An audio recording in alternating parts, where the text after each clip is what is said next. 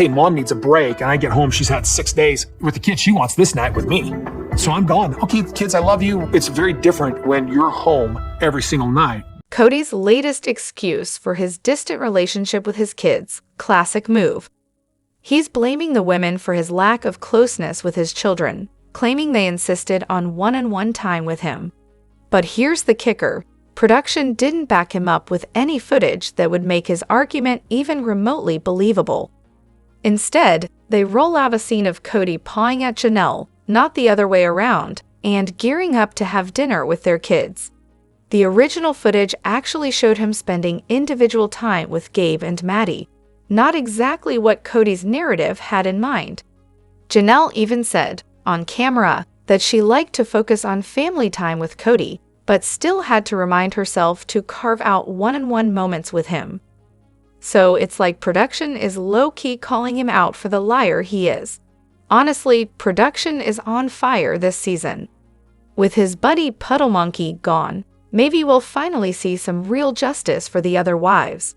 Robyn and Kody have that $1 million mansion to pay for, so they better brace themselves for whatever editing curveballs are coming their way. Kudos to the new production team for keeping things spicy. And speaking of spice, now that Kody and Robyn are deep in debt, they've got little leverage left. Christine, Janelle, and Meri, on the other hand, have options and power in negotiations. Kody and Robyn have really painted themselves into a corner. They need this show now more than the show needs them. Let's see how that plays out. We've got so much to dive into today, so let's not waste any time. Let's jump straight into it. Hey everyone, what's up? It's Elena here, and welcome back to my channel Reality Nexus X. Oh, the sweet scent of Kody's emotional manipulation is in the air. Let's take a walk down memory lane, shall we? In Season 12, Meri takes Kody to visit her beloved B&B for the first time. He acts all warm and fuzzy, telling her how much he loves the place, how he can totally see why it's so important to her, and how it would be fantastic for them to own it. Fast forward a few days and bam, classic Kody, he's sitting with all the wives, ripping Meri apart. He's suddenly making sure everyone knows, I'm just making it clear, we're not financially supporting you on this. Because, of course, that's how you support your wife, by publicly humiliating her. Then, in Season 15 or 16, Christine has a heart-to-heart with Kody about moving back to Utah. He's all sunshine and rainbows, telling her how much he'd love for her to move back. He's supportive, saying he's on board and all in. And then, yep, you guessed it, when they sit down with the wives, Kody does his signature 180 move. Oh, it's never gonna happen. I'm not gonna move my kids. They're settled here. Suddenly, the man who was all about supporting Christine now has cold feet. Classic Kody, playing two sides and acting like he's the world's biggest martyr. But here's where it gets juicy. Meri, despite his games, managed to buy the B&B herself, keeping everyone else's names off of it. Meanwhile, Christine, well, she took that support Kody showed her as her sign to finally pack up and leave the family. See the pattern?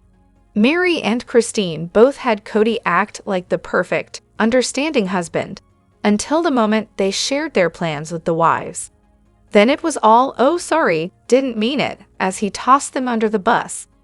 If that's not a prime example of manipulative, mean-spirited abuse, what is? The man was playing a game, and his wives? Totally in the dark about his real intentions. Now, let's talk about why they stuck around. Kody was the king of confusion and disorientation. One minute he's all in on an idea, the next he's backpedaling like a pro, just to keep everyone guessing.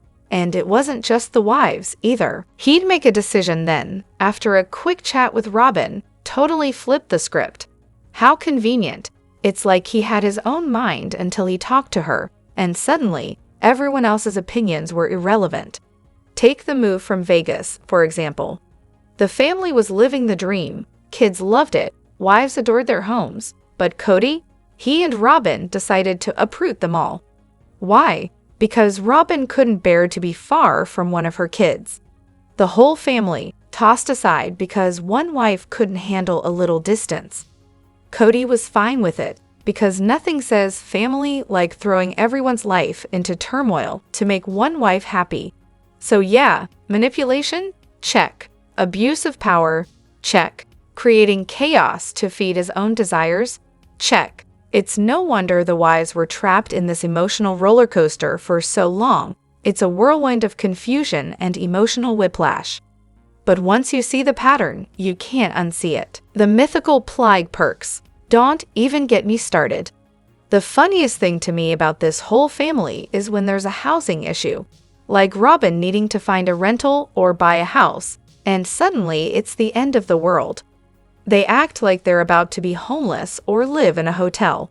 But hold up, wouldn't a plague perk basically be having 4 different houses to crash at, just for a short time? And if one place is too cramped, they can always just split up. It's honestly laughable that they pretend this lifestyle has all these amazing perks, yet they can't even do what regular people do with their friends and family. I know if I were in a jam, I could crash with friends or family for a little while. Why is this concept so foreign to them? Oh, and let's talk about the COVID situation for a second. Why didn't Meri just move in with Robyn and help out with the kids? Especially since the nanny had all these outside world connections. Wouldn't that have been a great way to avoid any potential COVID exposure? And let's not forget the brilliant idea of Janelle taking the little ones trick-or-treating at a safe 6 feet distance. Totally doable, right? And why on earth couldn't Brianna and Aurora pitch in with the kids so Robyn and Kody could handle their own without a nanny hovering around? But no, instead they act like they can't even manage that basic level of help. They completely stopped using the so-called perks when Robyn entered the picture. The whole idea of sharing everything went out the window. If Kody had really embraced the responsibility of being in a plural marriage, and I mean really owned his role as the leader, unifying the family, then Robyn would have just moved in with Meri. They would have consolidated their Vegas rentals, and everyone could have shared spaces until the new houses were built. It's not that complicated. Instead, Kody encouraged the separation, but then he complained when the wives took him up on it. Classic Kody. And let's be real, this wasn't just a Robyn doesn't want it, so it's not happening situation. It looks like it was a choice from all the wives. I mean, Christine and Janelle were pretty close, so why couldn't Janelle and Savannah just crash at Christine's for a while instead of roughing it at Coyote Pass? I know, Janelle probably thought it would motivate them to get construction going, but still, they could have saved a ton of money. Oh, and I can't believe I just remembered the whole Meri saga, moving to Flagstaff, then back to Vegas, then back to Flagstaff, from one massive house to another. Why couldn't she just stay with Robyn for a bit and save herself and Kody all those nanny bills? Makes you wonder. So did Kody and Janelle have an emotional affair? Honestly, I'm leaning toward yes, and here's why. It's just so wildly convenient how they went from sister-in-law vibes to suddenly being married. Like, is it just me, or does that seem a bit off? I'm convinced Janelle and Kody were already feeling something for each other while she was still married to Meri's brother. It's like the universe set up this bizarre little love triangle before they even knew it. And honestly, if Janelle had never been introduced as Meri's brother's wife, I'm pretty sure she and Meri would have had a way stronger connection, or at least a less toxic one in the early days. But you know, drama loves a good storyline, so that was probably never going to happen. Here's the kicker though. I think this whole emotional mess is why Kody gravitates toward Janelle so much. After Robyn, of course. It's like their relationship has that secretive, we're not supposed to be together, but we totally are vibe, which kinda screams emotional affair without the physical part. And if you ask me, that whole sneaky, let's hang out behind Meri's back and talk about how we might get together thing. Yeah, definitely an affair, even if it's not physical. Kody doesn't seem to know where to draw the line, so who knows if he didn't try to plant one on her at some point. That would definitely fit the pattern. After months of watching this show, skipping episodes, rewatching others, and generally becoming a low-key expert, my husband has said nothing about the cast. No opinions, no comments, nada. Fast forward to today, and it's the first COVID episode. Kody and his wives are on a Zoom call, and my husband casually drops, "I'm guessing Kody's got some fancy background to hide the fact that he's at Robyn's." Oh, we've got another one. Men get it immediately. I'll admit, I gave Kody the benefit of the doubt during those first few episodes, thinking maybe he wasn't as obvious as he seemed. But nope, my husband saw through him from the first scene. Guess I'm the last to realize that Kody's not as slick as he thinks. I have to say, I'm with Meri on this one. Robyn didn't want the family to break up. She just wanted to be the queen bee. Yeah, I'm not buying that Robyn was worried about a full-on family breakup either. Like I always tell my husband, you can't have an inner circle without the outer circle, right? Same deal here. Robyn was all about being the favorite wife or the boss wife. But to get that, she needed all the lesser wives around for comparison. Her dream of lounging on the porch, throwing around orders while everyone else fell in line, yeah, that's done. And don't even get me started on how she loved dropping little hints about being in a polygamous marriage. It was like her badge of honor. Sure, she didn't want the family to fall apart, mainly because that would wreck her cozy little TV show gig. Let's be real, Robyn's made the most money off this whole circus. The show's been her job from day one. She has no idea what Kody's pre-show income even looked like, and frankly, I think she's fine with that. Robyn's idea of family was always just Kody and her kids, nothing more. From the start, it was all about Robyn, and Kody was all in. Seriously, what kind of grown woman, who already has 3 kids and another on the way, expects teenagers she just dropped into to be thrilled about her pregnancy? And who wants to listen to dad's new wife lecture them on what they can and can't do? At the heart of it, Robyn's just incredibly selfish. She wanted polygamy, sure, but she didn't get that it comes with, other wives. She's completely baffled as to why she can't have Kody all to herself and still be part of a polygamous family. In her mind, the original 3 wives are being unreasonable for not bending over backward to accommodate her and her kids. She honestly thought they should just sacrifice so Kody could focus more on her. What she doesn't get is that she's asking everyone else to make sacrifices so she can have a monogamous family, but with extra wives. Typical. Oh, Meri, just stop. Seriously, enough with the Kody talk. Enough with the wedding, the divorce, the undoing, or whatever bizarre term they're using for it. She gushes over all this like some lovesick teenager, like there's even a chance they're going to reconcile. Like, no, just no. We get it, divorce or separation is tough, but can we just acknowledge the obvious here? Kody treated her like absolute garbage for 10 years, and yet she's still out here acting like she's got some undying hope for a reunion. It's almost like she was only friends with Robyn to stay in Kody's orbit. Sorry, rant over, but seriously, she's battling something deep down. It's like she's stuck between recognizing that she was treated like trash for a decade and this delusional fantasy that they had something real. Oh, but we loved each other. He's so awesome, right? Like, from what we see, she hasn't fully accepted that Kody is garbage yet. And I get it, it must be emotionally devastating to face the truth.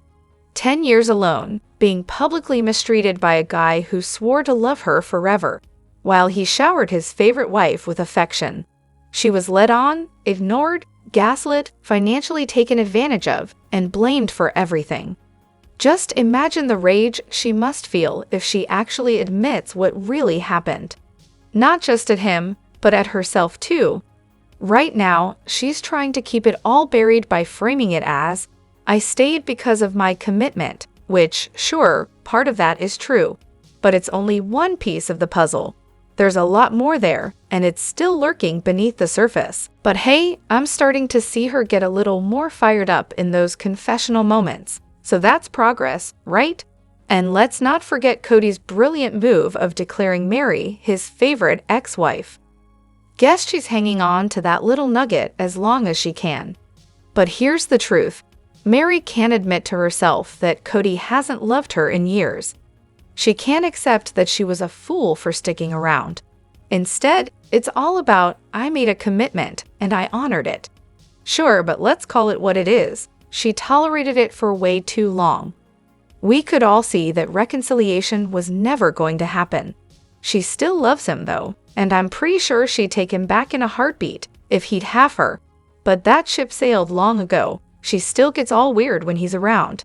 The guy only loves himself and Robyn, and that's about it. Oh, Kody's reaction to Janelle's RV? A real masterpiece of pettiness.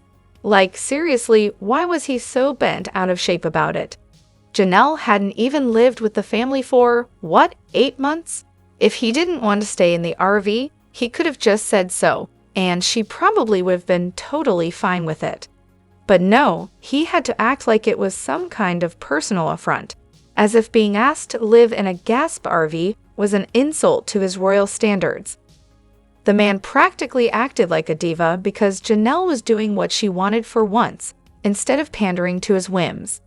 And let's not forget his little obsession with owning properties, especially ones he could rent out.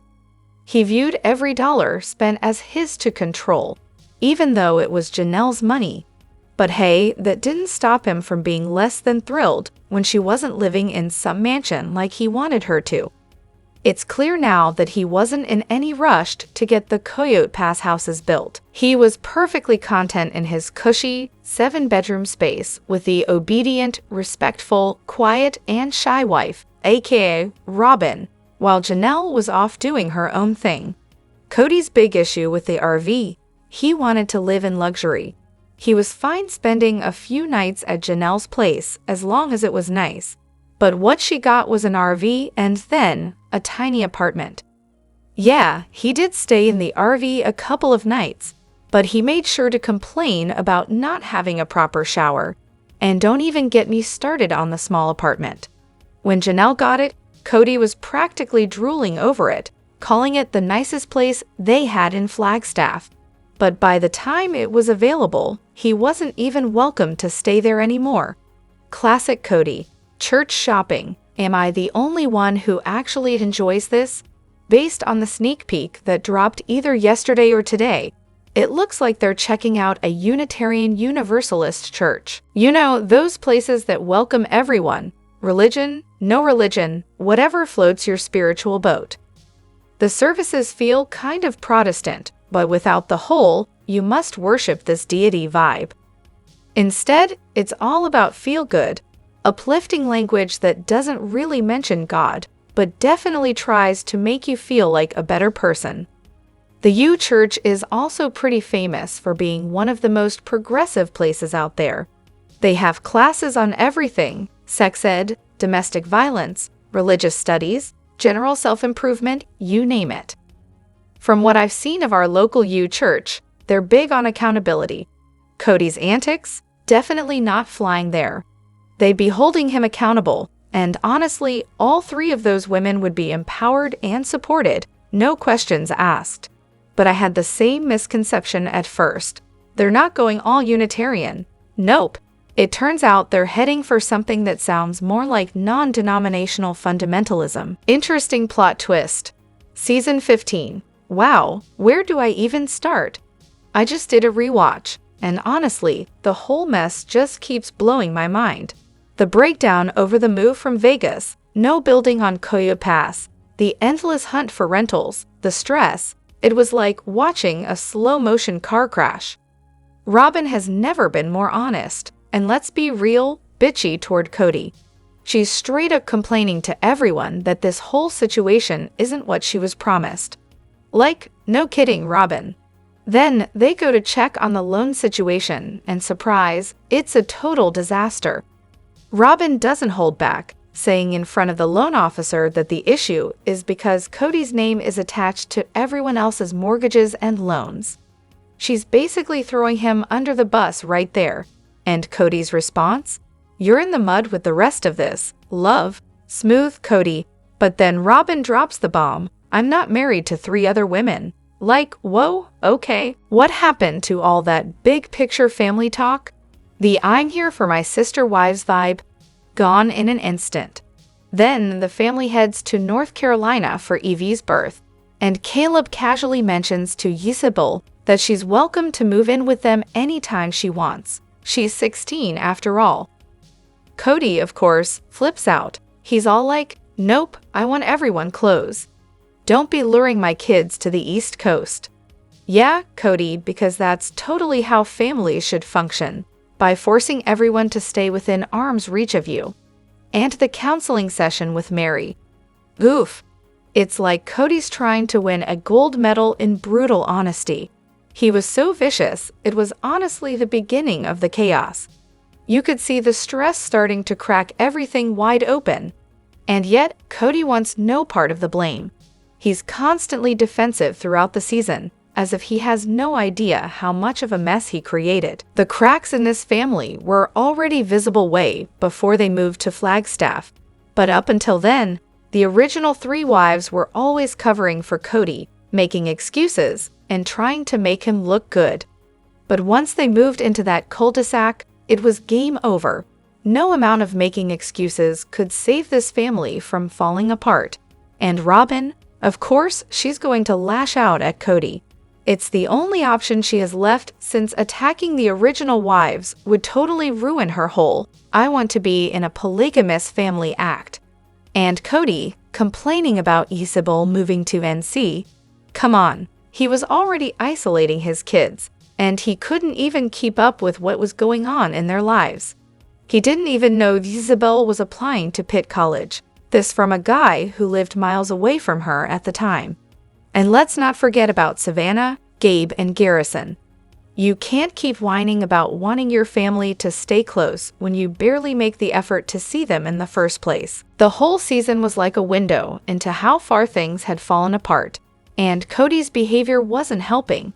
You could practically watch it all unravel right before your eyes. Let me know what you think in the comments. Don't forget to hit that like button and subscribe to my channel. I'll see you in the next video. Take care and much love to you all.